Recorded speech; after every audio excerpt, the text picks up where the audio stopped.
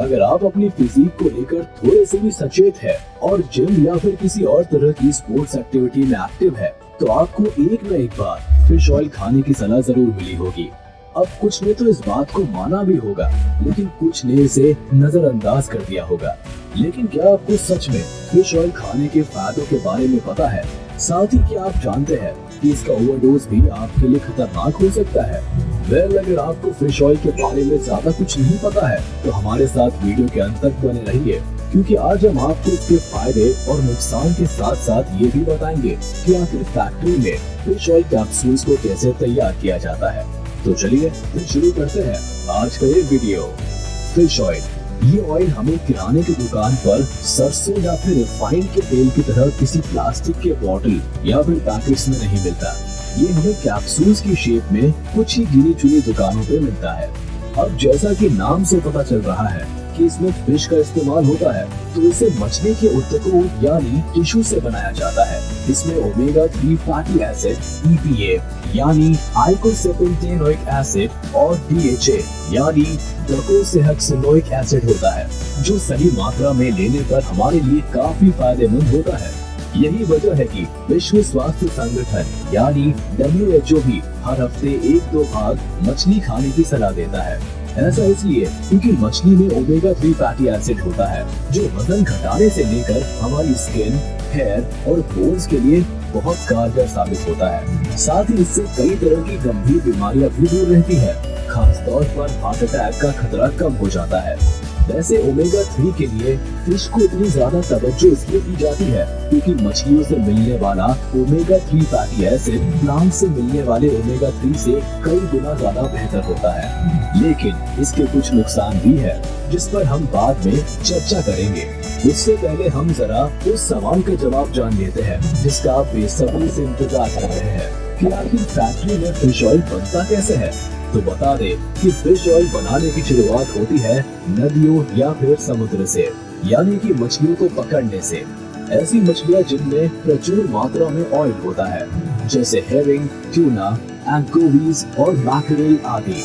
यहाँ fish oil manufacturers सबसे पहले मछुआरों से इन मछलियों को खरीदते हैं, जिन्हें बड़े बड़े ट्रक्स के जरिए एक डिसेंट टेम्परेचर पर रखकर, जिससे कि ये खराब ना हो, फैक्ट्री में लाया जाता है। इसके बाद इनकी यहाँ अनलोडिंग की जाती है। फिर इन सभी मछलियों को अच्छे से साफ किया जाता है और 90 से 95 डिग्री के तापमान पर पानी में 15 से 20 मिनट तक के लिए उबाला जाता है। अब थोड़ी सॉफ्ट हो चुकी सभी मछलियों को स्क्रू की तरह घूमने वाली स्क्रू प्रेस नाम की एक मशीन में डाला जाता है।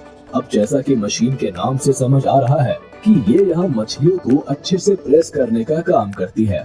तो प्रेस होने की वजह से होता ये है कि मछलियों में मौजूद पानी अलग हो जाता है और जो बचा हुआ हिस्सा होता है उसे एक अलग सेक्शन में निकाल लिया जाता है, जिसे एक तरह का केक कहा जाता है।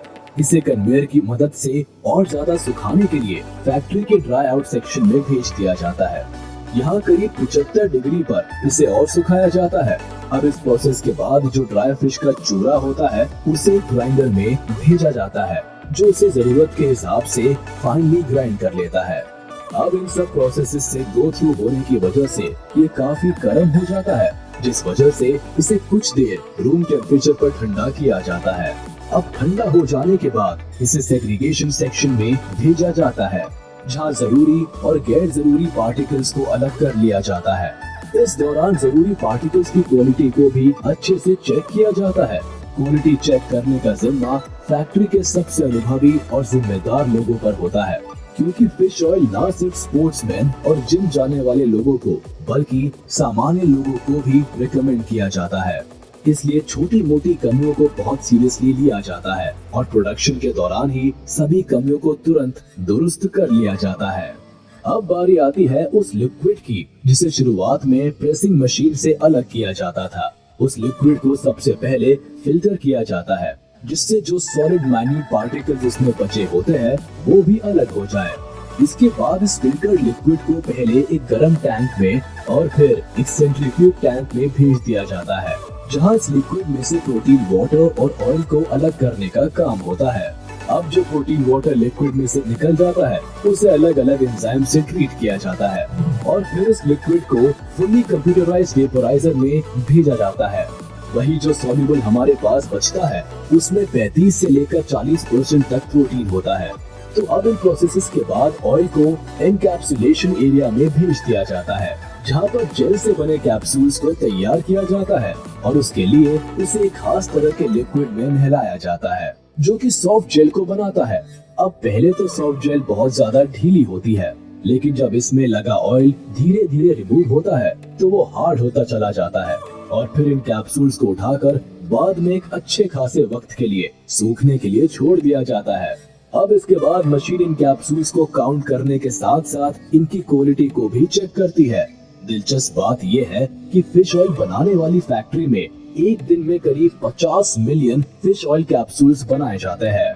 वही क्वालिटी चेक में हर पैमाने पर खरा उतरने के बाद फिश ऑयल को ग्रेड के हिसाब से नाम दिया जाता है, जैसे refined fish oil, blown fish oil, sulphited fish oil और विंटराइज्ड फिश ऑयल। जिसके बाद अंत में बारी आती है कैप्सूल्स को बॉटल में पैक करने की, जिसके लिए लेबल लगी बॉटल्स को कन्वेयर के जरिए एक नोजल के नीचे लाया जाता है, जहां से counted number of capsules bottle में गिरती चली जाती है और फिर फैक्ट्री में सारा काम खत्म हो जाने के बाद इन्हें नजदीकी फार्मेसी शॉप तक भिजवा दिया जाता है। अब वैसे तो एक शख्स को 250 से 500 mg के बीच में ही फिश ऑयल कैप्सूल खाने की सलाह दी जाती है, लेकिन अगर आप इसके फायदों से इम्प्रेस होकर इसे जरूरत से ज्यादा कंज्यूम करते हैं तो आपको इसके कुछ दुष्परिणाम भी झेलने पड़ सकते हैं, जैसे नाक से खून आना, शरीर पर रैशेस होना, डायरिया, बदहजमी या फिर उल्टी की शिकायत हो सकती है। इसलिए फिश ऑयल को दिन में कितनी मात्रा में और कब खाना है इसके लिए एक बार अपने डॉक्टर की सलाह जरूर ले, ताकि ये हेल्दी चीज आपके लिए अनहेल्दी साबित ना हो जाए। तो चलिए दोस्तों, how fish oil is made in factory का ये वीडियो यही खत्म होता है। आपको ये कैसा लगा हमें कमेंट सेक्शन में जरूर बताएं। साथ ही इस वीडियो को अपने यार दोस्तों के साथ शेयर करना बिल्कुल ना भूलें।